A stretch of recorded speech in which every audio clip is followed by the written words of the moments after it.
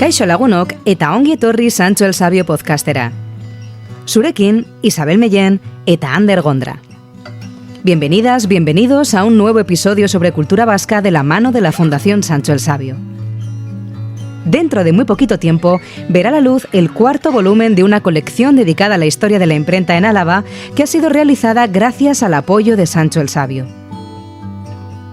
Escrita por Julio César Santoyo, esta extensa investigación nos pone sobre la pista de un invento que revolucionó no solo nuestra manera de comunicarnos, sino también de transmitir nuestro pasado y nuestra historia.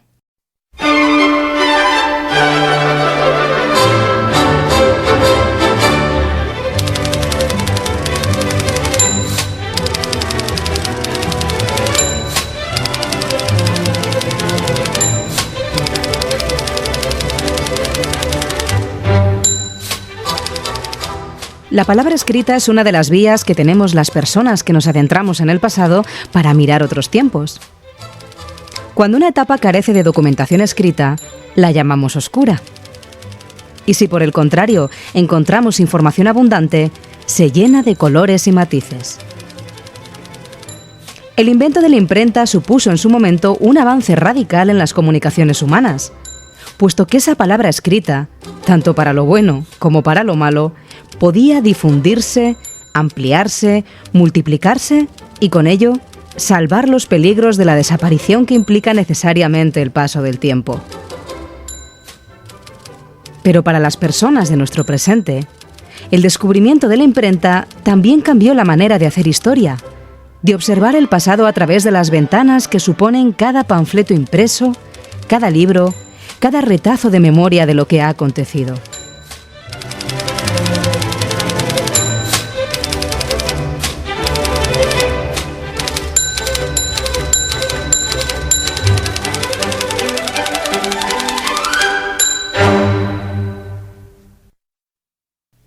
El 13 de marzo de 1722, en Vitoria-Gasteiz, se dio el pistoletazo de salida para la implantación de la imprenta en la ciudad. En las actas municipales de ese día se puede leer lo siguiente.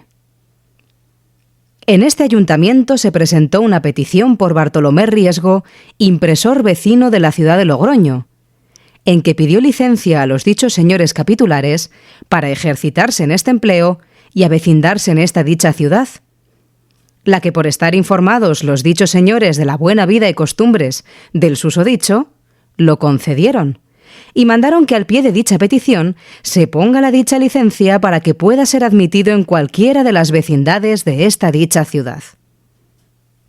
Con esta escueta nota se da licencia al impresor Bartolomé de Riesgo para que se instale en una de las calles de la villa y abra su negocio de impresor, comenzando así la historia oficial de este invento en la provincia de Álava.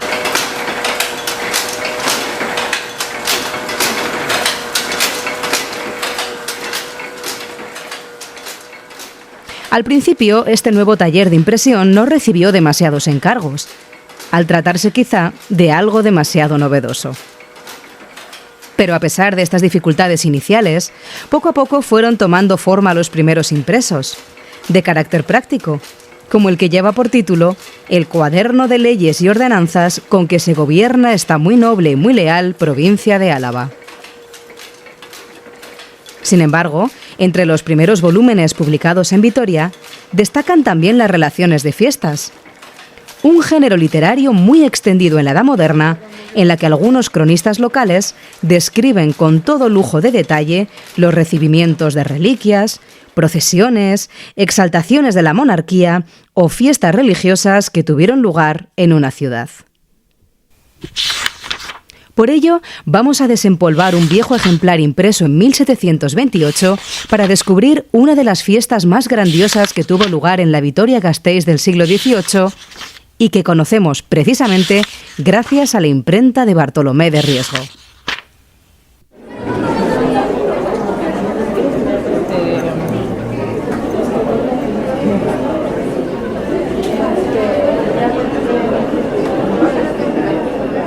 El día 24 de agosto de 1727, la muchedumbre se congregaba frente al pórtico de entrada del desaparecido convento de San Francisco de Vitoria.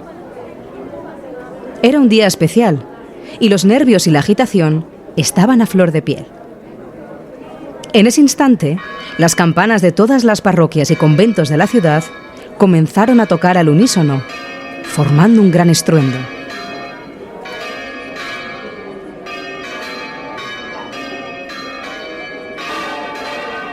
Al momento, empezaron a escucharse tambores y clarines, que acompañarían a la mayor y más espectacular procesión de la que tenemos noticia en Álava.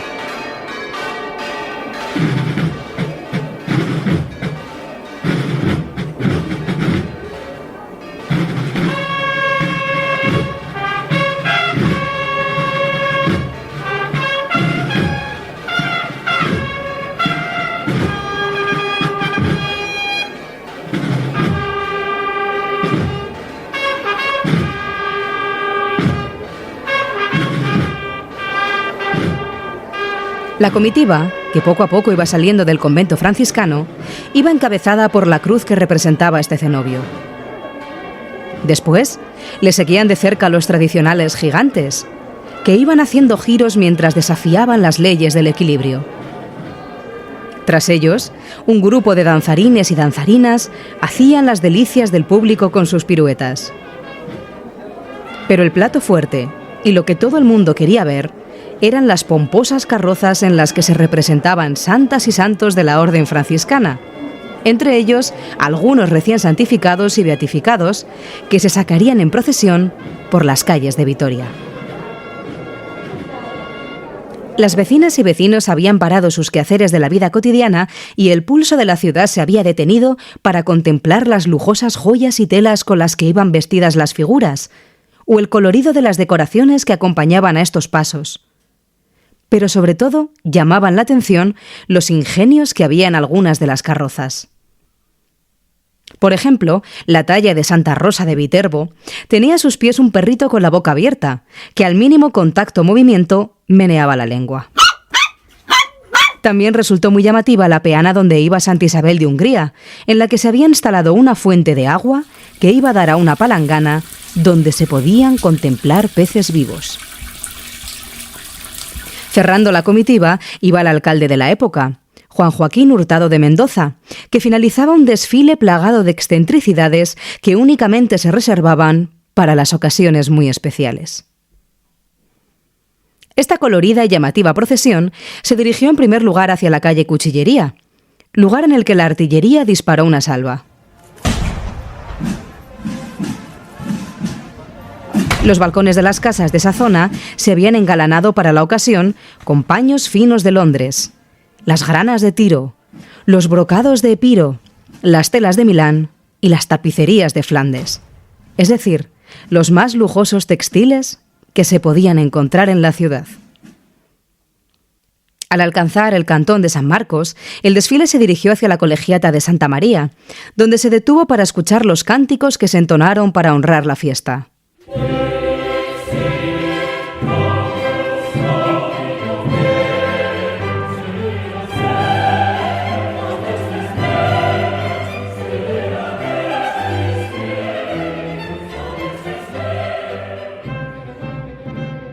La siguiente parada sería en el desaparecido convento de Santo Domingo, donde también se escucharon canciones.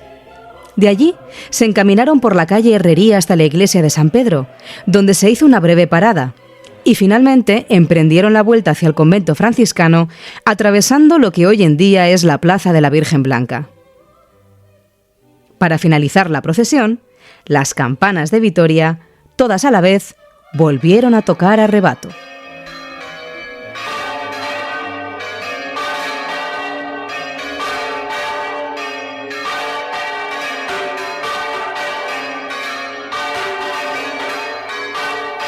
Este multitudinario espectáculo público daría el pistoletazo de salida a las 5 jornadas festivas que se sucederían en los días siguientes, en los que la ciudad detuvo sus actividades cotidianas para disfrutar de unas fiestas en las que no faltarían las corridas de toros, la pirotecnia, las bromas, los espectáculos de luz y sonido y los conciertos.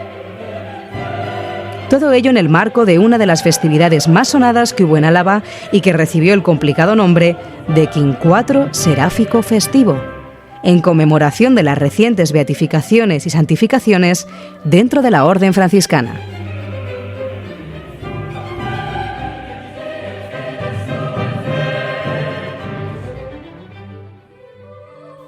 Una de las principales atracciones del Quincuatro Seráfico festivo fue el templete de madera con juegos visuales y artificios que se colocó en el presbiterio de la iglesia de San Francisco. Realizado en madera pintada y con otra serie de elementos que le daban vistosidad, era una arquitectura efímera realizada por Pedro de Arroquia, al que Fray Melchor Amigo, autor de esta relación de fiestas, nos describe como vecino de esta ciudad, diestro pintor y peregrino tracista. Esta estructura que realizó para la ocasión estaba dividida en 3 alturas bien diferenciadas. Tenía pinturas de varios colores y además se le añadió decoración a base de flores de seda y plata. Se había concebido también para que fuese iluminada por cientos de velas, cuya luz se reflejaba en 4 grandes espejos distribuidos por todo el templete que contribuían a crear juegos visuales y reflejos, y que hacían mucho más magnífica esta arquitectura efímera. Pero para darle un poco más de vistosidad, alrededor se colocó la figura de un sol que tenía integrado un artificio de pólvora, que según nos describe Fray Melchor Amigo, disparaba, no sin asombro y pasmo, rayos encendidos que giraban. Acompañando a este sol, en el mismo templete, se integró una tramoya en forma de luna y estrellas que parecían naturales bajo los efectos de la luz. Cada día de las siguientes 5 jornadas festivas iba a estar dedicado a un santo distinto de los que habían sido canonizados o beatificados. El primer día estuvo dedicado a San Jácome de la Marca y trajo consigo un sonado espectáculo de fuegos artificiales.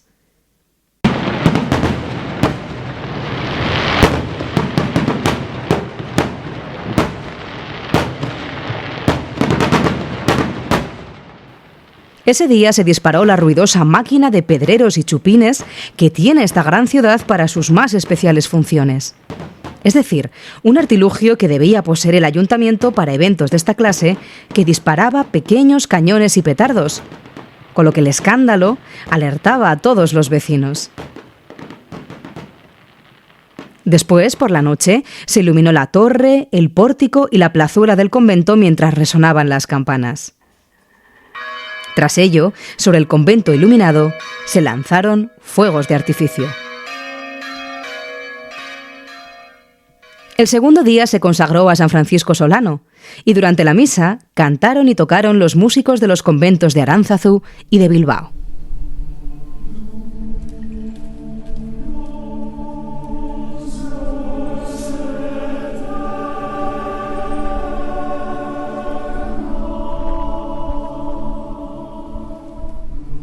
A la noche, en la plazuela frente a la iglesia franciscana, se encendieron luminarias y se quemó un empinado ciprés.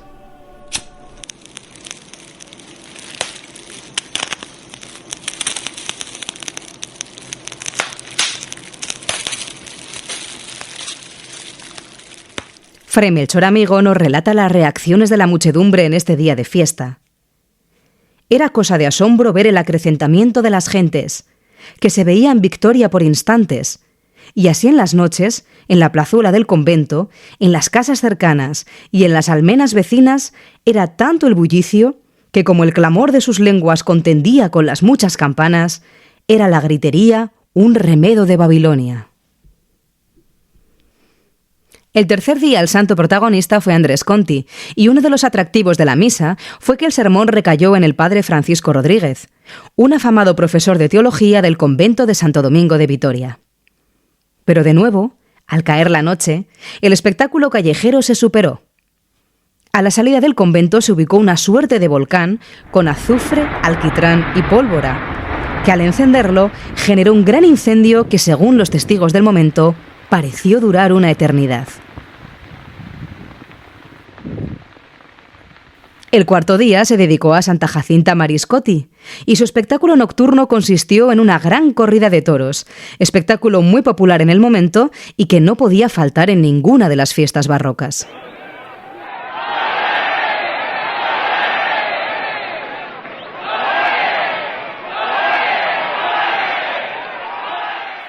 Como colofón a los toros, después, se realizó un artificio de luces que simulaba una lluvia de fuego que emanaba desde un árbol alto que había en la plazuela. La quinta y última jornada, en la que se veneró a San Salvador de Horta, tuvo como protagonista del sermón al propio Fray Melchor Amigo, cronista de esta fiesta y uno de los mejores y más renombrados predicadores del convento franciscano. Para el momento de entrar a misa, se proyectó un espectáculo un poco más modesto, casi una broma o trastada final que terminó con un toque de humor el quincuatro seráfico festivo. En el pórtico del convento, en una columna pegada a la entrada de la iglesia, se instaló una tramoya de color dorado cubierta por una lujosa cortina de tafetán con faralaes y otros adornos de varios colores. Para ver lo que había detrás de tan llamativo artilugio, había que asomar necesariamente la cabeza por la cortina, puesto que no se podía descorrer. Y los incautos que lo hacían descubrían al otro lado el dibujo de un animalejo desagradable, con pinta de asno y un letrero que decía: «Aquí estamos todos, asnos y bobos». Los que ya se sabían la broma esperaban en el pórtico al siguiente inocente y reían alrededor de la persona agraviada por el cartel pintado. Y lo sabía que se tomaban a bien el juego y se metían a la iglesia entre risas, y quienes echaban mano al estoque sin saber bien contra quién vengarse por el insulto gratuito que acababan de recibir. Gracias a la impresión en el taller de Bartolomé de Riesgo de un libro monográfico sobre el quincuatro seráfico festivo, tenemos noticia de todos los acontecimientos que tuvieron lugar durante aquellos días. Este libro tuvo el honor de ser uno de los primeros que se imprimieron en Álava, concretamente el cuarto. Sin la labor impagable de la imprenta, no habríamos podido asomarnos a este retazo de nuestra historia y nos habríamos perdido también gran parte de la memoria de nuestro pasado colectivo.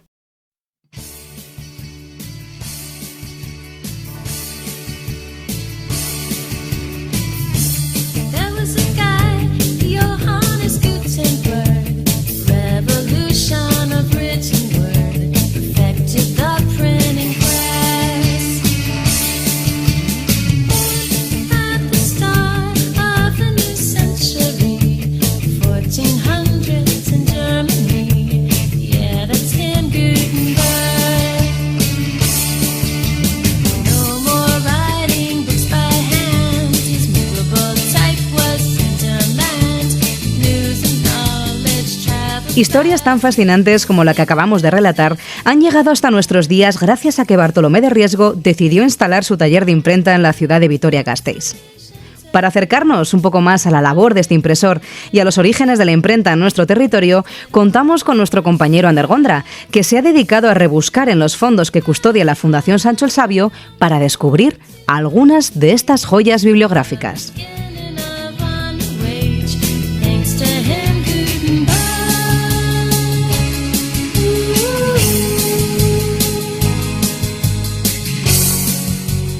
Kaixo, Ander, aquí estamos de nuevo explorando las joyas bibliográficas conservadas en la Fundación Sancho el Sabio.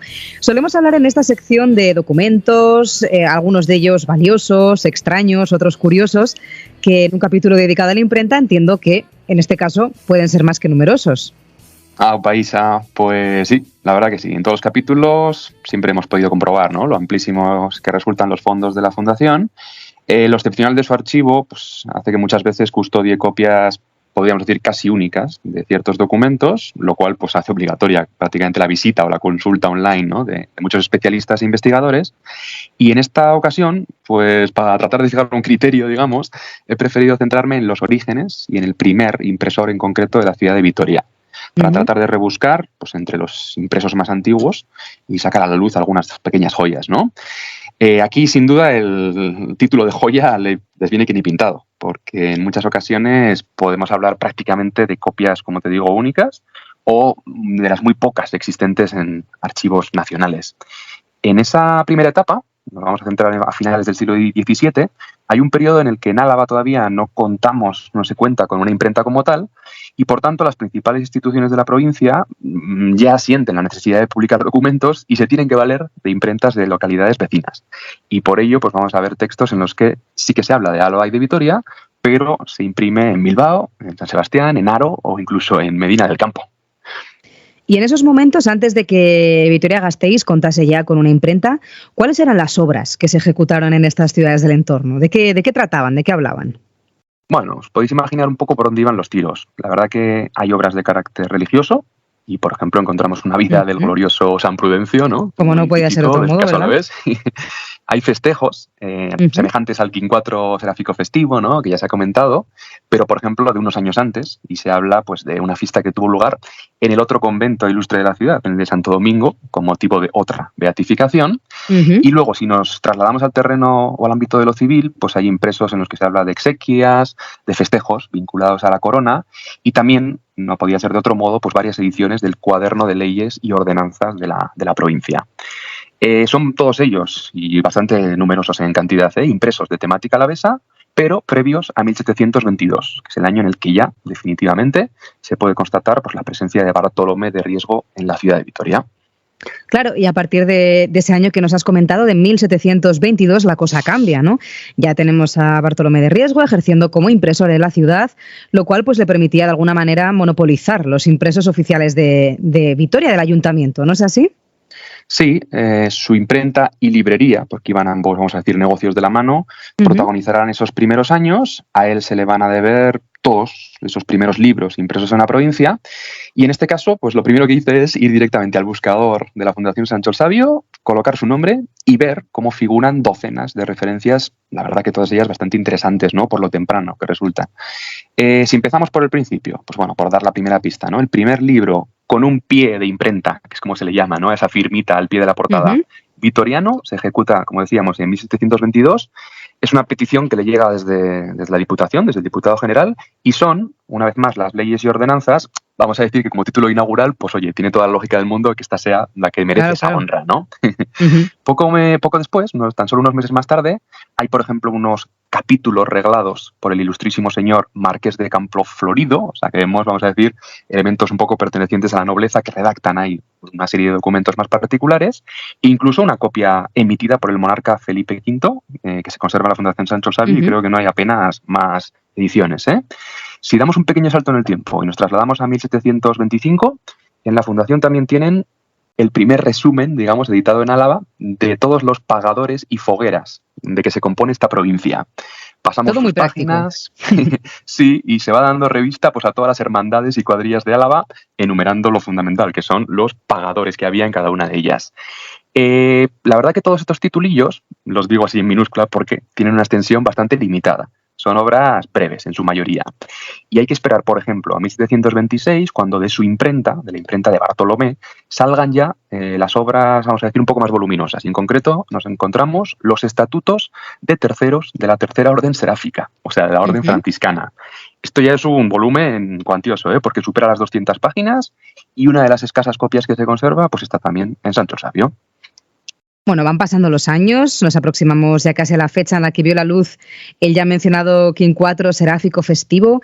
¿Qué más aportaciones salieron de su imprenta en las décadas siguientes? Pues se siguen sumando títulos, mayormente ya vemos que religiosos, ¿no? Derivados de estos acuerdos municipales. Pero mira, os traigo una cosa singular. En 1731 me ha sorprendido encontrarme con lleva este título, Doctrina Cristianeen Explicacióna Euskera. Es el primer libro en vasco que se publica en la provincia de Álava. Y por lo que parece, según he podido constatar un poco, los especialistas dicen que es todavía más excepcional porque se trata de un catecismo escrito en vizcaíno, que es relativamente frecuente, ¿no? Encontrar este tipo de obras conservadas a día de hoy pues, de esos siglos XVII y XVIII, ¿no?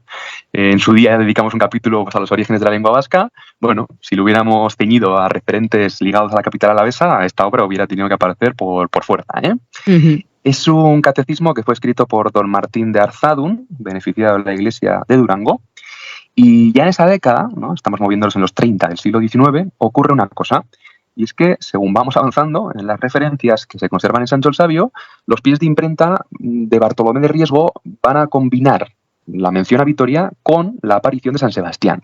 Parece ser que en ese momento se da un traslado a la capital vecina. Todo parece indicar que recibió una oferta más ventajosa de las instituciones y se le empiezan a encomendar pues, encargos de las juntas de Guipúzcoa en este caso. Entonces, tenemos una especie de tránsfuga, de alguna manera, ¿no? Tenemos el impresor de la ciudad de Vitoria, pero que está al mismo tiempo trabajando para otra ciudad, para la competencia. ¿Pudo compaginar ambas ocupaciones o cómo se solucionó el tema? ¿Había exclusividad en este caso? Pues parece que durante unos años se mantuvo, vamos a decir, en ambas vinculaciones. Pero se ve que a partir del 1736, cuando vemos esas portadas, ¿no?, en sus impresos, ya no se incluye en la portada esa referencia que era el título que le habían dado de impresor de la provincia o impresor de la ciudad. La fórmula se simplifica, se elimina esa condición un poco ventajosa, ¿no? Y se alude simplemente a que ha salido de su oficina. Se simplifica de esa forma tan sencilla. Hay años en los que figuran impresos en ambas ciudades, y eso hace pensar que probablemente, sin duda, alguien tuvo que quedar, cuando él ya se había trasladado a San Sebastián, a cargo del negocio aquí en Vitoria. Parece ser que los investigadores apuntan a que sería su hijastra y su yerno. A él lo conocemos mejor, cuando se desplaza definitivamente Bartolomé a San Sebastián, hereda esos títulos, vamos a decir que le vienen dados, ¿no?, y se convierte automáticamente en impresor de la ciudad y de la provincia. Se llamaba Tomás de Robles y durante años pues seguramente había trabajado, ¿no?, a la sombra como oficial de imprenta, así que conocía perfectamente el negocio. Con toda seguridad, ahí es donde conoció a la hijastra de Bartolomé. Esta se llamaba Manuela de Revilla. Su nombre no figura en los impresos, pero es más que probable pues, que también ayudara en todo el proceso durante años. Sí, como en tantas ocasiones una parte de la historia no figura en los documentos y es preciso leer un poco entre líneas, ¿no? Y más en un trabajo de esas características, que es un trabajo gremial en el que sabemos que desde luego toda la familia, mujeres, hombres, hijos, hijas, participaban en los procesos de producción. Por lo que comentas entonces, el trabajo iniciado por Bartolomé de Riesgo se convierte así en una saga familiar. Pues sí, a él le debemos, ¿no?, este comienzo de la historia de la imprenta en Álava. Y ese negocio inicial va a quedar pronto en manos de sus descendientes y, como quien dice, pues lo van a monopolizar este oficio durante décadas. Desde ese periodo, ¿no?, de 1722 hasta 1786, o sea, 6 décadas de historia, queda en sus manos. ¿Qué pasa ese año? Que en el 1786 aparece Baltasar Mantelli, que va a dar a su vez comienzo a una nueva saga y vamos a decir que comienza un poco la competencia, ¿no? El primero que asume el control de la imprenta, como hemos dicho, es el yerno, Tomás de Robles. Y si quieres, pues bueno, para ir terminando, mencionamos al menos un par de títulos interesantes con su firma, conservados también en la Fundación Sancho el Sabio. Venga, vamos a ello. Si quieres, rematamos la sección con esas aportaciones que serían, recordemos, de mediados del siglo XVIII. Eso es. Pues mira, 2 obras te traigo completamente distintas. La primera, de 1764, con un título muy llamativo, ya que se titula El borracho burlado, ópera cómica en castellano y vascuence, escrita y puesta en música, se dice, ¿no?, en la portada, por un caballero guipuzcoano. Qué curioso, ¿no? Suena sugerente y además, bueno, pues muy a tono también con ese espíritu ilustrado que se vivía en la época. ¿Y se sabe algo de ese misterioso caballero guipuzcoano? ¿Quién podía ser el autor? Pues sí, en cuanto pasas un par de páginas, se ve que fue un encargo personal y que ni más ni menos era el conde de Peñaflorida, Javier María de Munive y Diáquez. Este trabajo, vamos a decir, con un tono más satírico y jocoso, le abrió muchas puertas. Fue una cosa singular, ¿eh? A raíz de este momento, siendo el conde de Peñaflorida pues, fundador e impulsor, ¿no?, de la Real Sociedad Vascongada Amigos del País y de las sedes que se fueron abriendo en las sucesivas provincias, pues vamos a encontrar al bueno de Tomás de Robles ejerciendo de impresor oficial de esta entidad. O sea, mira, que le fue bien, ¿no?, con ese encargo. Sí, a raíz de ahí empieza a aparecer su firma por doquier, ¿no?, en todas las actas y textos vinculados a esta entidad tan importante. Y en el otro caso, la otra obra que quería mencionarte, vamos a decir, cambiamos completamente de tema, nos vamos a un ámbito muy diferente, y se titula Mapa de todos los puentes, pasos, caminos y calzadas de esta muy noble y muy leal provincia de Álava. Digamos que nos movemos ahora al terreno de lo cartográfico, y se publicó en 1744. De este tema, vamos a decir, de la catalogación de puentes, pasos y demás, existían ediciones anteriores del siglo XVII, pero ninguna se había hecho en Álava. Habían tenido que hacerse, ¿no?, como en imprentas foráneas.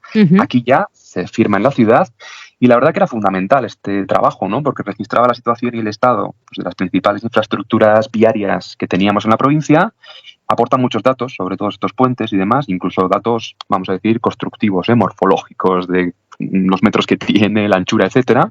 Y es un material pues, que a día de hoy es fundamental para estudiar esas vías de comunicación que muchas siguen vigentes, ¿no?, y que eran pues, camino de tránsito ineludible por la provincia de Álava. Una obra cartográfica muy, muy evocadora para movernos por esa Álava del siglo XVIII. Bueno, pues con este último aporte cartográfico, si te parece, terminamos este interesante repaso. Algunas de las numerosas joyas bibliográficas conservadas en el archivo de la Fundación Sancho el Sabio. Hemos visto que en los inicios de la imprenta nos encontramos textos religiosos, administrativos, alguna obra que podemos calificar de jocosa e incluso el primer volumen en euskera salido de una imprenta alavesa. Es que ricasco, Ander. Vale, muchas gracias. Oilur, enelur, enea, xoritua, noraturat, biegales, haidian, gure hitzak esan berriz esan, ez daitezela astu, ez daitezela gal. Elur gainean txorian karinek, utzitako arrasto sail, ederra bezelaxe. Se cumplen los 300 años del establecimiento de la imprenta en Vitoria, con 2 libros que se imprimieron en el otoño del año 1722. Para que no se nos pase desapercibida esta efeméride, contamos con la presencia de Julio César Santoyo, investigador y catedrático emérito de la Universidad de León. Ongi etorri, bienvenido. Gracias. Sabemos que la imprenta fue un invento de gran importancia, ¿no? No hay ninguna duda hoy en día de que se trata de un cambio trascendental en la historia de la comunicación humana a muchísimos niveles. Sin embargo, en el ámbito de la microhistoria, ¿qué supone para una ciudad o para una provincia tener una imprenta en su territorio? ¿Hay algún cambio fundamental entre aquellos lugares que tienen imprenta y los que no? Bueno. Mi opinión, y quédese en opinión, es que durante los siglos XVI, XVII y XVIII, poco o nada cambiaba una ciudad en su día a día, al menos en las ciudades pequeñas, que en esos siglos eran la mayoría. Poco o nada cambió el día a día de los habitantes de Segovia cuando en ella se instaló en 1472 la primera imprenta, o en Burgos, que la tuvo ya desde 1482, o en León, a partir de 1522. En estas localidades se trataba de un taller artesano más, que a veces, pero no siempre, llevaba aparejado un pequeño negocio de librería o de comercio de libros, pero muy poco más. Hubo, sin embargo, durante esos siglos, importantes excepciones. Núcleos editoriales como Amberes en los Países Bajos, o Lyon en Francia, o Londres o París, también Sevilla o Madrid, por ejemplo, que concentraban un amplio número de imprentas, lo que en conjunto convertía su actividad en algo casi industrial. Numerosísimos, por ejemplo, pero numerosísimos, fueron los libros españoles que durante los siglos XVI, XVII y XVIII no se imprimieron en España, sino en Amberes o en Lyon. Y en esta última ciudad, sorprendentemente, hasta bien avanzado el siglo XIX. En Amberes se imprimió en 1554 una de las 4 primeras ediciones del Lazarillo de Tormes. Poco antes, en 1534, las constituciones del obispado de Calahorra, al que pertenecía Vitoria, se imprimieron en Lyon. Uh-huh. A lo que sí trajo consigo la imprenta en cualquier lugar donde se establecía, ciudad grande o pequeña, fue la radical nueva disponibilidad de los textos. Y eso era algo que afectaba más a las personas e instituciones que a las ciudades como tales. Si antes de la imprenta se contaba con un único texto, obviamente manuscrito, la imprenta lo multiplicaba por X número de ejemplares y todos iguales. No es de extrañar que resultara asombroso y que el invento se difundiera con pasmosa rapidez por toda Europa. No solo era ya la posibilidad de difundir ampliamente cualquier tipo de escrito, era también la de contar con la seguridad de que el único ejemplar de que hasta entonces se disponía no iba en ningún caso a desaparecer. Cuando en 1555 los diputados alaveses mandaron a imprimir en Medina del Campo 120 copias del Cuaderno de Leyes y Ordenanzas de la Hermandad de Álava, lo hicieron porque tales leyes y ordenanzas, dicen, se habían de presentar en muchos pleitos y si el original presentasen se podría perder o romper y el original no se puede presentar en todos los pleitos. En el caso de la provincia de Álava, al que ya nos ha referido, el asentamiento de una imprenta en el territorio costó mucho tiempo, a pesar de que en las provincias y ciudades limítrofes se contase, como bien decías, ¿no?, con el trabajo de impresores establecidos en el territorio, en algunos casos incluso desde los primeros años de andadura de este invento. ¿A qué se debió esta demora en implantarse en la provincia de Álava una imprenta? Bueno, no sé si hay respuesta para esa pregunta. ¿Por qué hasta 1722 no hubo imprenta en Vitoria? Desde luego, no porque hasta esa fecha Vitoria fuese una pequeña población de 5.000, 7.000 o 10.000 habitantes, según los siglos o momentos. Porque en poblaciones del entorno mucho más pequeñas hubo imprenta durante los anteriores siglos XVI y XVII. Estella, por ejemplo, ya contaba con imprenta en 1546. En el siglo XVII hallamos imprentas nada menos que en Irache, Nájera, Haro, Olite y Puente la Reina, poblaciones todas mucho más pequeñas que Vitoria. Un intento fallido en 1627 de montar en Vitoria un taller de imprenta. Pero, como digo, resultó fallido. Durante las Juntas Generales de Álava de ese año se aprobaron casi por unanimidad las gestiones y preparativos que se habían hecho para instalar una primera imprenta, con el único voto en contra, hay que decirlo, de Miguel Catalán, procurador de la Guardia, que votó en contra por ser novedad y cargársele nuevas obligaciones a la provincia. Y cuando ya estaba todo preparado, porque se había votado prácticamente por unanimidad, y sin que sepamos por qué, aquel acuerdo de las Juntas Generales no se llevó a efecto y Vitoria siguió sin imprenta y tuvo que esperar aún un siglo más para tenerla. Y es que no parece que la conveniencia o la necesidad de contar con imprenta se sintiera en Vitoria hasta bien avanzado el siglo XVIII, cuando ya la había y desde hacía siglos en muchas localidades. Y ni siquiera en 1722 fueron las autoridades de Álava o de Vitoria las que buscaron un impresor que quisiera venir a establecerse en la ciudad. No, al contrario. Fue un impresor de Logroño el que él mismo se ofreció al Ayuntamiento de Vitoria para, escribe, avecindarse en dicha ciudad y ejercitarse en dicho empleo. Algo a lo que, afortunadamente, las autoridades de la ciudad accedieron.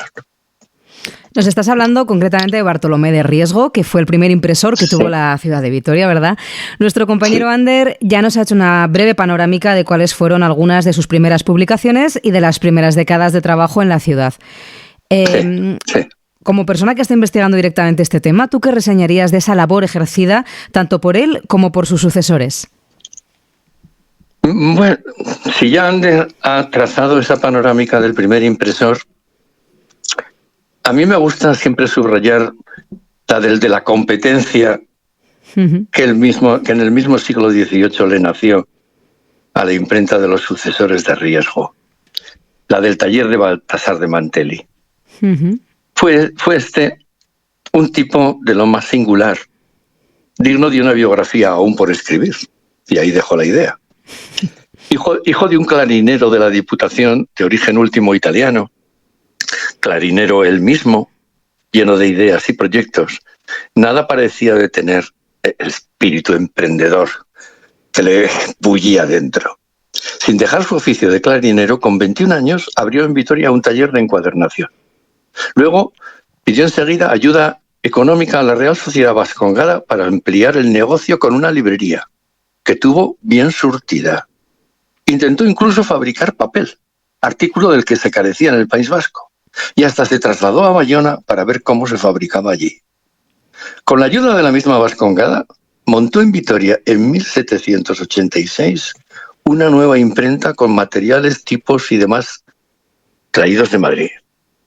El mismo año ya salieron de ella los primeros títulos en competencia directa con la imprenta de Gregorio Marcos de Robles, heredero de Bartolomé de Riesgo. Mantelli, un personaje muy especial, siguió muy activo hasta 1824, año en que dejó el negocio en manos de su hijo Agapito. Cuando éste murió En 1830, Baltasar volvió a hacerse cargo de la imprenta, hasta su fallecimiento 2 años después, en 1832, ya octogenario. Le sucedieron la viuda e hijos de Agapito, Sotero Mantelli en particular, hasta 1878, año en el que Sotero vendió aquella imprenta ya centenaria a la Diputación Provincial por 64.000 reales. Con ella dispuso ya la Diputación por primera vez de imprenta propia y hasta hoy en día. ¿Y cómo fue la evolución de la imprenta durante el siglo XIX? Ya hemos dejado atrás el siglo XVIII, ¿no? Con esos 2 impresores que surgen en ese momento y que están un poco en liza. Has introducido ya los primeros compases de la imprenta en el XIX y supongo que en esa época se multiplicarían las ediciones y las mejoras técnicas también harían posible la impresión de multitud de libros nuevos. ¿Cómo nos podrías resumir un poco este panorama decimonónico? Sí, el siglo XIX, lo que a la imprenta respecta, sufrió una evolución, pero en todo el mundo. Fue una evolución y revolución en algunos puntos de vista universal. A medida que avanzaba el siglo fue cada vez mayor la mecanización del proceso impresor, como fue imparable la aplicación a la imprenta de muchos de los nuevos inventos. La litografía, que Ignacio de Gaña introdujo en Vitoria en 1840, la máquina rotatoria, a partir de 1843, la linotipia, inventada en 1886, la entrada en los talleres de la luz eléctrica y de los primeros motores, la impresión en offset y las famosas Minervas en los decenios finales del siglo.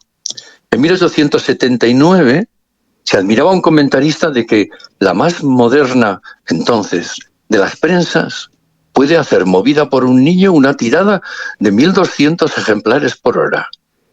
Todo ello hizo posible, como no, la edición de más y mejores libros. Pero no fueron solo los libros o folletos.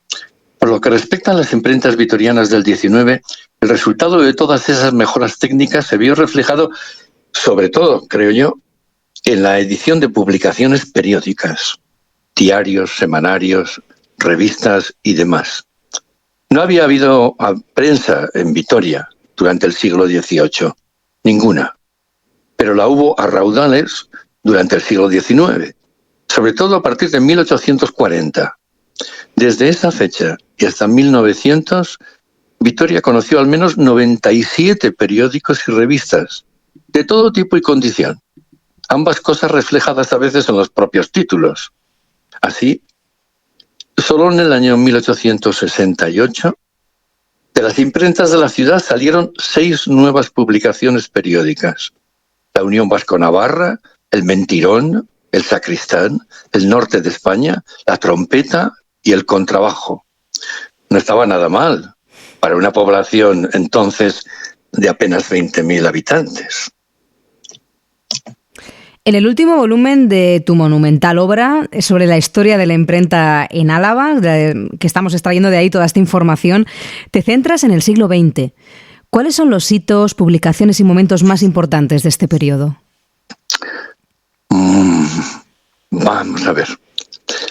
He limitado el cuarto volumen de esta historia de la imprenta en Vitoria, en Álava, a la primera mitad del siglo XX, años 1901-1950.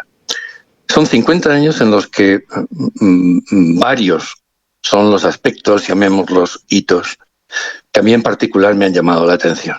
En primer lugar, y de forma muy destacable, el elevado número de imprentas que había en la ciudad, en contraste con el tamaño de la población a la que atendían. En 1901, Vitoria solo tenía 30.000 habitantes, pero había 7 imprentas. 10 años después, 1910, 32.000 habitantes y 14 imprentas activas. Sorprende, ciertamente. Esa fue, además, en general, la tónica y la relación a lo largo de la primera mitad del siglo XX. Ya desde mediados del siglo XIX, Vitoria venía siendo una ciudad muy imprentil, si se me permite el adjetivo. Con el número de imprentas, el de publicaciones periódicas, ciertamente notable. aún bien consciente de que pueden faltarme más de 2 o 3 títulos, mi cuenta particular de publicaciones periódicas vitorianas durante este medio siglo, primer medio siglo del siglo XX, alcanza la cifra de 128 periódicos y o revistas. Todo un fenómeno digno de estudio que, como ya he indicado, venía desde el siglo anterior. Otro aspecto, en cierta forma chocante, es el número de imprentas particulares que hubo durante este periodo, montadas para el servicio de las propias industrias, como lo fue de los chocolates Esquerra, la de Industrias Mendoza o la del industrial Alberto Brun para su fábrica de manómetros y talleres de fundición.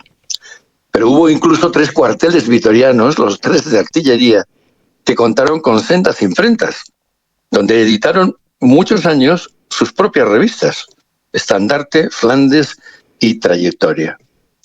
Y por último, históricamente, entre 1900 y 1950, Vitoria fue sobre todo, y por resumir al máximo, una ciudad con obispado, catedral y seminario.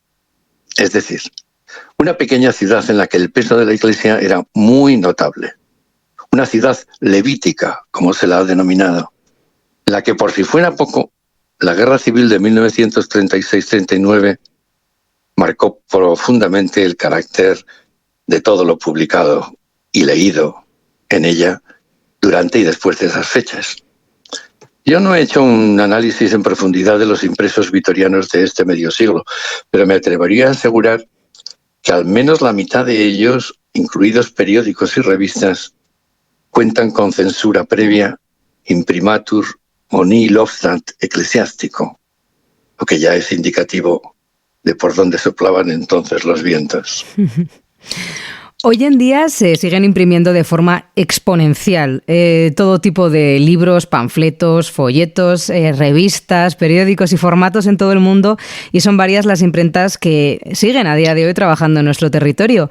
¿Podemos seguir enlazando lo que ocurre en nuestro presente con las imprentas de los siglos XVIII, XIX y primera mitad del siglo XX, que es un poco la panorámica que nos has dado hasta ahora?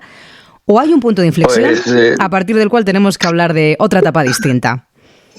Sí, pues no creo, mejor dicho, estoy seguro de que las formas y técnicas de impresión actuales nada tienen que ver ya con las del pasado, incluso reciente. Los modos, estilos, materiales y demás han cambiado tanto en el último medio siglo. Cuando en el pasado se hablaba de una imprenta, su sinónimo habitual era el de taller, porque eso era en definitiva un taller con maquinaria más o menos rudimentaria o sofisticada, resmas de papel, cajas con distintos tipos, etc. Creo que todo empezó a cambiar radicalmente en torno a 1950-60, y por eso ahí detuve el 4º tomo de esta historia. Desde aquellos años, la imprenta ha dejado de ser un taller para convertirse en algo muy distinto. La fotocomposición, la impresión láser a partir de los años 70, la impresión digital a partir de los años 90, han dado al traste con lo mucho de artesanal que tenían las imprentas vitorianas de la primera mitad del siglo XX. Y pongo un ejemplo propio. Tengo ahora mismo un libro en proceso de edición. Escrito a ordenador, lo remití en su día en Attach al editor, un solo segundo, un clic en el teclado, que a su vez el editor remitió en Attach un solo segundo a una empresa de impresión digital en Polonia. Recibí en Attach un solo segundo las pruebas de imprenta, las corregí y las devolví a Polonia un solo segundo también, por el mismo camino. Ahora, 10 días después, me acaban de comunicar que el libro se está imprimiendo en China y que puedo ya decidir de cuántos ejemplares quiero disponer de momento, número que luego podré repetir o ampliar cuando lo desee, porque el original va a quedar colgado en alguna nube o nubarrón, siempre a mi disposición. Reconozco que esto ya me supera. Sí, la verdad que nada que ver con los tiempos y los procesos que había hace unas pocas décadas, ¿no? No tenemos que irnos demasiado lejos. Bueno, tu trabajo con la Fundación Sancho el Sabio es muy prolífico y comenzó hace ya varias décadas.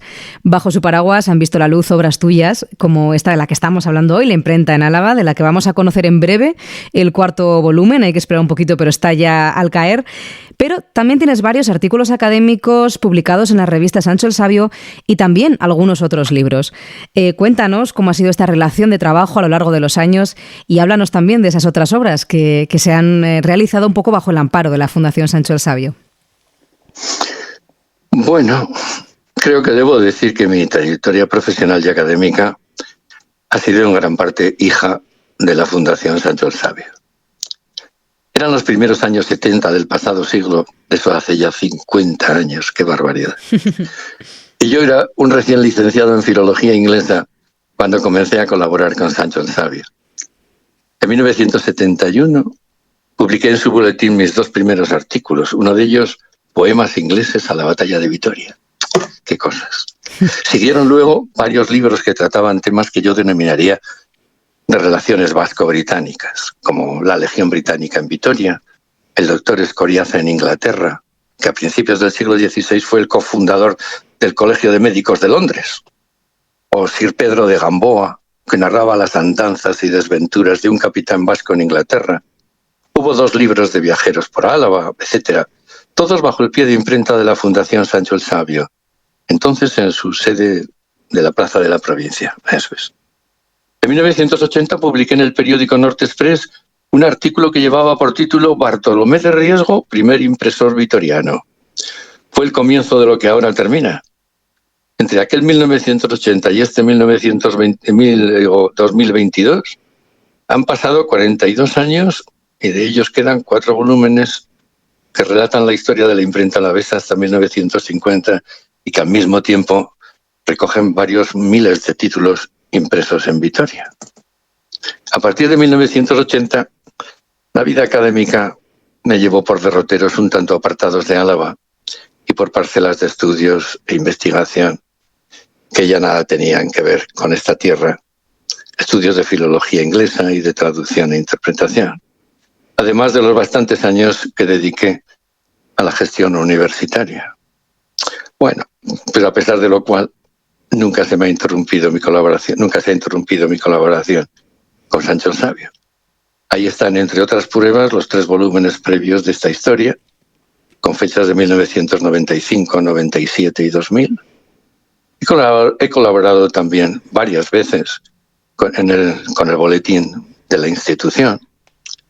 Hace algunos años, por ejemplo, un colega y yo tuvimos la satisfacción de dar a conocer en el boletín el 2º libro, o quizás fue el primero, impreso por Bartolomé de Riesgo en Vitoria en 1722.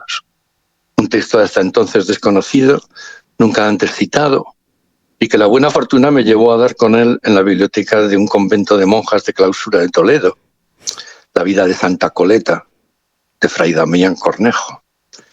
Hijo he sido, pues, en gran parte de la Fundación Sancho el Sabio, a la que desde aquí agradezco la ayuda que siempre me han ofrecido y que personalizaría en Jesús Olaizola, de gratísimo recuerdo, sí, y recuerdo además muy personal. En Carmen Gómez, otro tanto, y hoy en día en Jesús Zubiaga, y con ellos 3, en todos cuantos en la Fundación trabajan y con ella colaboran. Yo tengo personalmente que darte las gracias, Julio César, por toda esa labor de investigación que has ido realizando en los últimos 50 años y, como dices, cómo pasa el tiempo, ¿no? Porque a nivel personal yo he consultado muchísimo algunas de tus obras, como por ejemplo el de Viajeros en Álava o la de la Legión Auxiliar Británica, y me parecen absolutas maravillas y joyas que sin alguien que hubiera estado ahí presente en Inglaterra, en archivos que en ese momento eran inaccesibles desde aquí, hubiera sido impensable tener esas historias sobre nuestro territorio. Así que muchísimas gracias también por tu labor. Muchas gracias.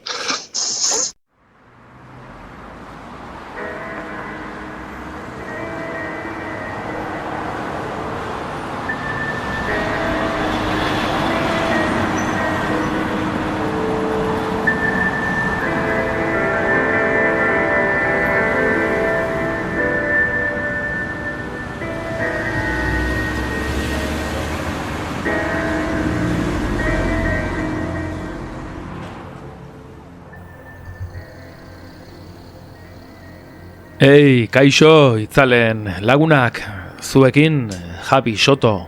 Hemen hasten da, itzalekin jolasten, argazkien unibertsoa izpide duen audio saioa. Unibertsitatean, izan nuen nik irakasle bat esaten zuena, grabatuak, edo grabatuaren teknikaren bidez eginiko estampak, esaterako, garaiko argazkiak zirela. Hau da, munduko tokiren batean artista batek inguruko artelanen bat grabatuaren bidez estampatu, eta hortik gutxira estampa horren kopiak munduaren beste muturrean ikusi zitezkeen, elkarren arteko eraginak bultzatuz. Grabatuaren arrakastaren gakoetako bat metalezko plantxak erreprodukziorako ematen duen aukera da. Erabiltzeaz, inprimatzeko eraginkortasuna galtzen duen arte behintzat. Noski, argazkilaritza teknologikoki garatu zenean, erreprodukziorako ahalmenak eztanda egin zuen. Milaka kopia egiteko aukera ematen du argazkilaritzak. Garaian, ezaugarri hau zenbaitentzako arazo bat izan zen. Erreproduzitze horrek argazkilaritzaren izaera mekanikoa azpimarratzen zuelako. Mekanikotasun honek izaera adierazkorrak entzen zion eta beraz, ahalmen artistikoa. Baina beste askorentzat, erreproduzitzeko ahalmen horrek ematen zion hain zuzen ere argazkilaritzari bere nortasuna, bere jatorrizko izaeran txertatuta dagoen ADN-a bezala. Hau da, onartu beharreko ezaugarri bata, argazkilaritza irudia oinarri duten beste baliabideetatik bere izi egiten duena. Zentzu honetan, inprenta ere testuak edo irudiak erreproduzitzeko tresna mekanikoa den neurrian, argazkilaritzarekin antz handia dauka, baina berez emaitza ezberdinak ematen ditu, irudiaren naturari begiratuta bintzat. Honekin zera esan nahi dut. Badaudela argazki bezala ezagutzen ditugun objektuak eta argazkien itxura dutenak, baina argazkiak ez direnak. Hau da, hainbat inpresio teknika ezberdin erabilita, itxura fotografikoa duten irudiak lor daitezke, naiz eta berez argazkiak ez izan. Adibidez, egunkarietan inprimatu egiten diren irudiak prozedura fotomekanikoak erabilita egiten dira, baina ez dira argazkiak, zentzurik zorrotzenean behintzat. Hau tabernako eztabaida izan daiteke, edo gogoeta interesgarria, objektu hauek zaintzeko estrategia bat diseinatu behar denerako.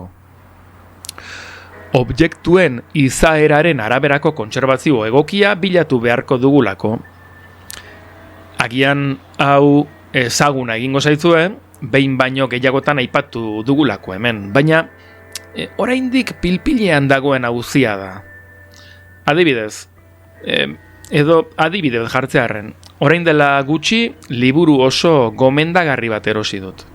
Rosina Herrera Garrido argazki zahar berritzaileak eta argazki kontserbadoreak idatzitako Conservación y Restauración de Fotografía liburua. Gomendagarria erabat, gazteleraz horrelakoak topatzea benetan zaila delako, eta baita ere, edukien kalitateagatik. Sintesis argitaletxean topatuko duzu liburu hau. Liburu honen aurki bideari begira, lehenengo atalean argazkien identifikazioari buruzko informazioa topatuko dugu. Argazkiak aztertzen bukatu egiten duenean, liburuan ere argazkiak ez diren kopia edo inpresioek dituzten ezaugarriak agertzen zaizkigu. Hau, arrunta izaten da horrelako eskuliburuetan, zaharberritzaile edo kontserbadore batek bere iztu behar dituelako argazkiak, argazki itxura bai, baina ez diren beste hoietatik. Ikuspuntu honetatik begiratuta esan dezakegu, eta Rosinak ere horrela gogoratzen digu, argazkilaritzak grabatua eta estampazioaren teknikaren luzapena bezala jaiotzela bai. Eta hau argi ikusten da Nicephore Nipseren esperimentuak aztertu egiten baditugu, baina denbora tarte oso laburrean teknika erabat askea bilakatu zen argazkilaritza. Aipatzen ari garen estampazio teknika hauetan, irudia tinten bidez osatzen da, eta ez materialak argiarekiko duen sentikortasunagatik. Prozedura asko dago irudiak modu honetan lortzeko. Eta esan dezakegu, ia guztiek irudian bere tramak, bere patroiak uzten dituztela. Irudia estela argazkietan gertatzen dan bezala, tonu jarraikoa izaten, alegia. Begira, orokorrean, eta Rosinak ere bere liburuan proposatutako antolamentuari jarraituta, bi familiatan banatu ditzakegu prozedura hauek. Prozedura fotomekanikoak eta izaera digitala duten inpresioak. Gure saiotxo honetan gehiegi ezin izango dugu sakondu, baina izen batzuk aipatuko dizkitzuet. Ikus ezatzuen teknika ezberdina daudela irudiak inprimatzeko argazkiak ez direnak. Adi izen hauei: fotogliptia, fototipia, fotograbatua, litografia offset, impresio tipo litografikoa. Hauek impresio fotomekanikoaren familiakoak, baina mundu digitalean badaude beste hainbeste. Laser bidezko impresioa, kolorante sublimazioagatik impresio termikoa, tinta injekzio bidezko impresioa, bai. Orduan, irudi tekniko baten aurrean, egin beharreko lehenengo gauza izango da, argazkia den edo ez zehaztea. Bestela ere, naiz eta argazki kontsiderazioa ez izan, dokumento grafiko ikaragarri ederrak sor daitezke impresio teknika hauekin. Eta biderkatzea eta banatzea eraginkorragoa izan daitekenez, merkeagoa ere izango da. Liburuen eta aldizkarien adibidea hor daukagu. Orduan, 15. mendearen erdian eman zen ezagutzera imprenta modernoa eta zalantzarik gabe iraultza kulturala izan zen. Testuak eta irudiak mekanikoki erreproduzitzea eta irudi eta testu horiek gordetze duten adierazgarritasuna edatzeko abiadurak mundua erabat aldatu egin zuen. Argazkilaritzaren historian, imprenta bidez eginiko argazki liburuak eta aldizkariak adibidez, lehen esan bezala, oso garrantzitsuak izan dira. Eta hainbat egile eta kultura kudeatzaileentzat, argazkiak banatzeko eta kontsumitzeko edabide eraginkorrena izan da. Estatu Batuetako Life aldizkariak adibidez, argazkilari askoren lanak mundu osoari erakusteko plataforma itzela izan zen, eta argazkilaritzaren historian ikasi egiten da. Zer esanik ez, gaur egun fotoliburuen inguruan sortu den unibertsoaz. Argazkien bidez eginiko erakusketa bat, denbora mugatu batez egongo da ikusgai, baina liburu batetan irudi horiek beti izango ditugu eskura. Horrela, egia da inprentak eta impresio teknikek bidea seinalatu zutela, baina argazkilaritza azkar asko hasitzela bere bide propioa egiten. Gaur dena da digitala, eta argazki gutxi egiten da jatorri digitala duten inpresioen aldean. Baina, azkeneko 180 urtetan eginiko argazki guztiak, edo ia guztiak, zaindu beharko ditugu. Gaur egun beste prozesuen bitartez egiten direnak ulertu eta zaintzearekin batera. Askotan bildumatan bietatik topatuko ditugulako. Begira, orain aipatu dut argazki egite dituen ezaugarrietako batek erreproduzitzearenak sortzen duen beste arazoetako bat, kopuruarena alegia. Eginiko argazki guztiak edo ia guztiak esan dut. Zuek zer pentsatzen duzue? Eginiko denak gordetzeko esfortzua egin beharko genukela, edo badaudela interesgabeko argazkiak gordetzeak merezi ez dutenak? Hau beste saio baterako utzi dezakegun eztabaida polita izan daiteke, ezta? Hurrengo baterako gordeko dugu orduan. Gaurkoz, hau izan da guztia, eskerrik asko saio 8 hau entzuteagaitik, eta segi beti bezala itzalekin jolasten, hurrengo arte itzalen lagunak.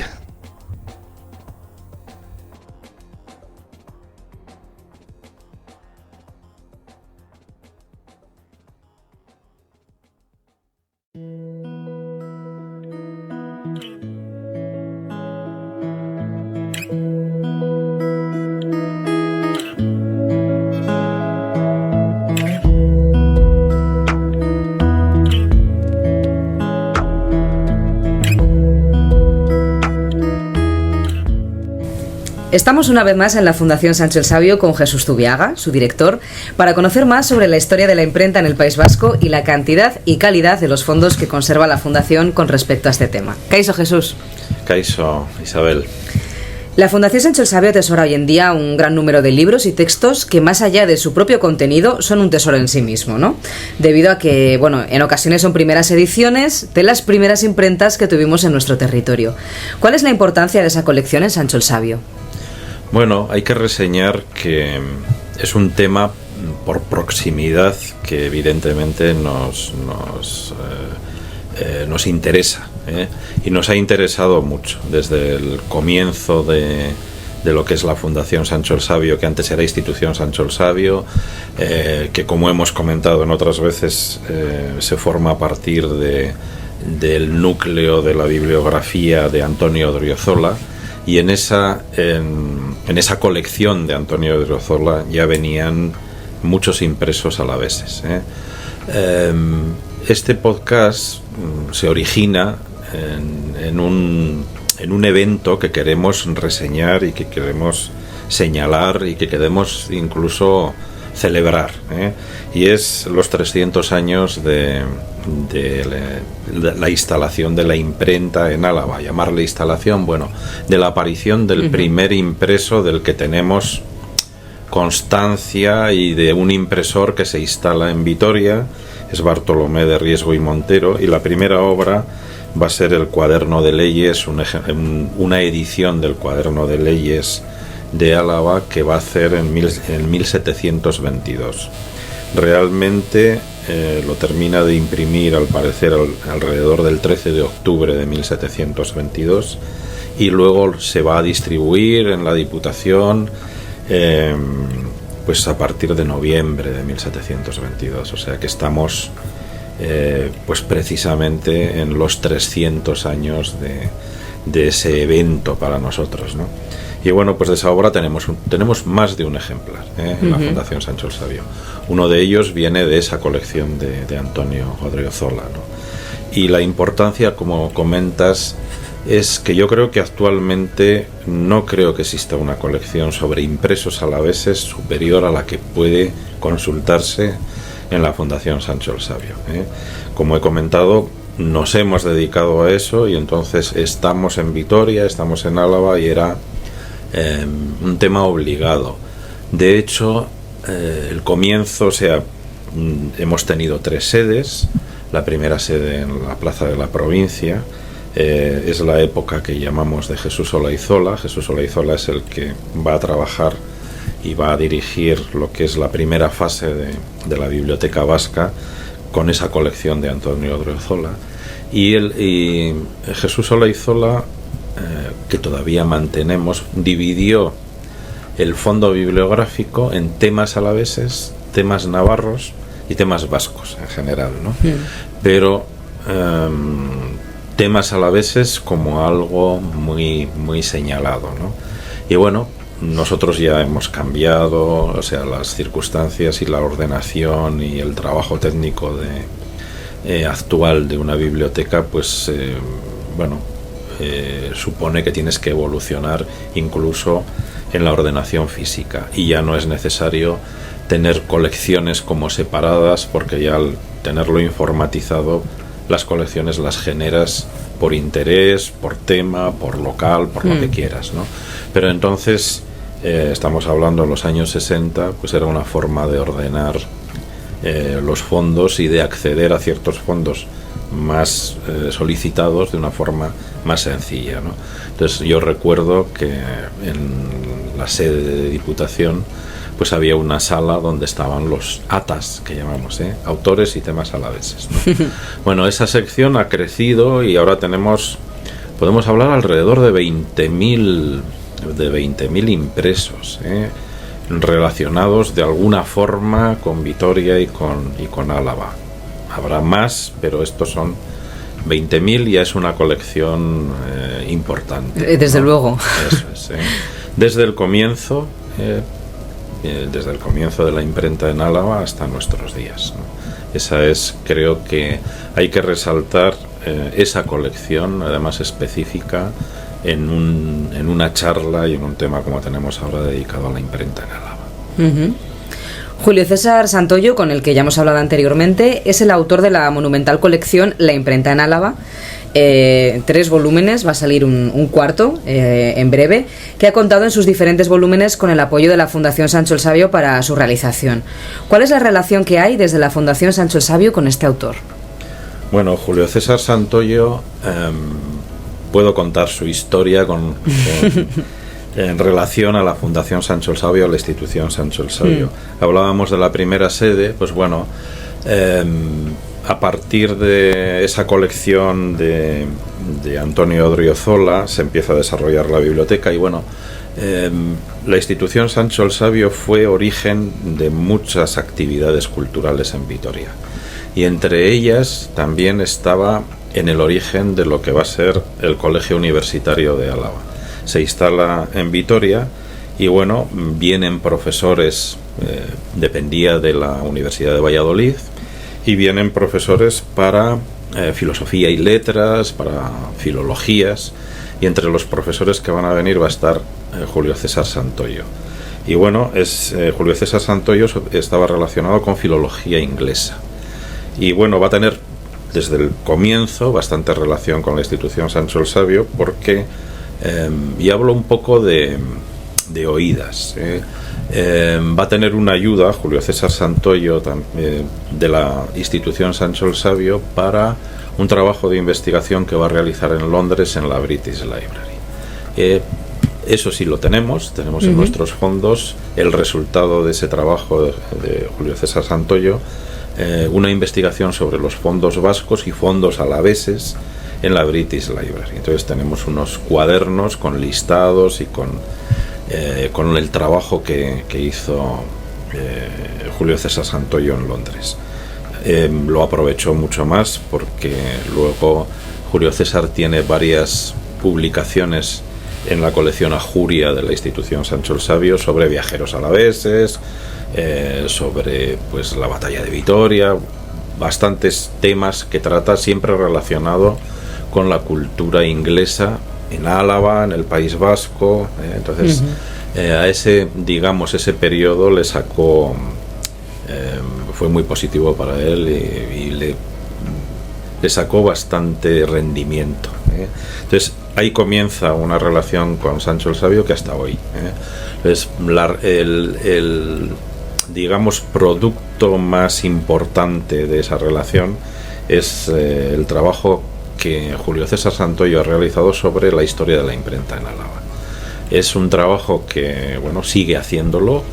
Le publicamos 3 volúmenes, el tercero es en el año 2000 y ahora, además a propuesta de él, porque nosotros ya seguimos en contacto, hablábamos y tal, pero bueno, pensábamos que su trabajo, Julio César Santoyo fue rector de la Universidad de León hasta su jubilación y decíamos, bueno, pues que con el trabajo y siempre con contacto con Vitoria, pero decíamos, bueno, pues la obra ya ha terminado en 1900, que es el tercer volumen, ¿no? Dice, no, dice, me falta un cuarto. Entonces, mira, pues sería buena época ahora que se van a cumplir los 300 años. Digo, ¿pero lo tienes? Dice, sí, bueno, yo es una cosa que he seguido. O sea, es sorprendente y además sistemático, ¿no? Muy sistemático, es un tema que le ha gustado, que lo ha seguido trabajando y dice, y bueno, pues nos faltaría un cuarto volumen que sería hasta mediados del siglo XX, porque luego ya el mundo de la imprenta cambia, cuando pasa ya más a un modelo más industrial y digamos se generaliza más, ¿no? Pero lo que es la imprenta, no digo tradicional porque también es muy diferente a la del siglo XIX, ¿no? Pero conserva, bueno, pues unas características hasta mediados del siglo XX. Y bueno, la noticia es que no sé si será a finales de este año o a principios del año 23, porque estamos, bueno, todo el mundo conoce que ahora el tema de la edición tiene un problema de papel y de plazos, pero bueno, la obra está preparada y tenemos intención de publicar ese cuarto volumen y cerrar este ciclo de Julio César Santoyo con la imprenta en Álava y con la Fundación Sancho el Sabio, que creo que es un broche estupendo. ¿Y cómo podremos consultar este nuevo ejemplar cuando vea la luz de forma ya inminente? Pues la intención es publicarlo, eso es, a finales de año o comienzos del año 23. Y bueno, haremos una edición en papel, he comentado que son 3 volúmenes, el último es del año 2000, o sea, hace 22 años.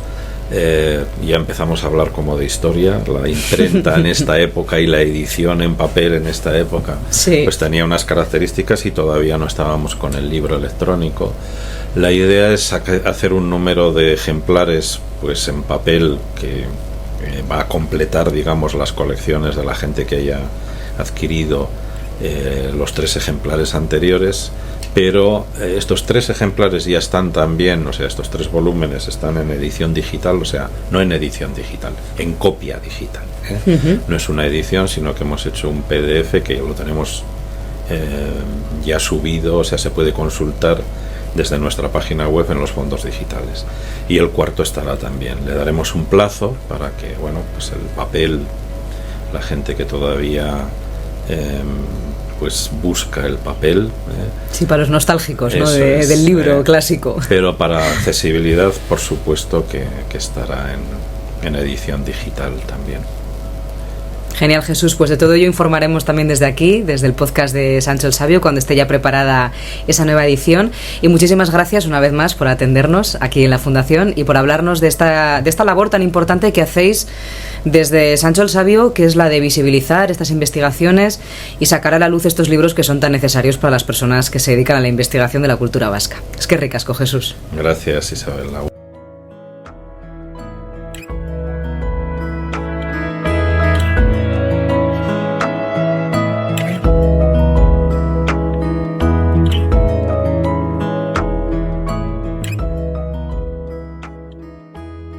Sin palabra escrita, los testimonios desaparecen.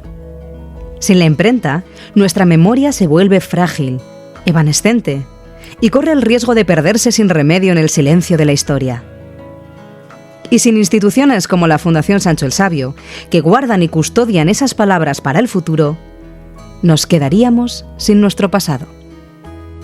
Hasta el próximo episodio del podcast de Sancho el Sabio. Agur eta ondo izan.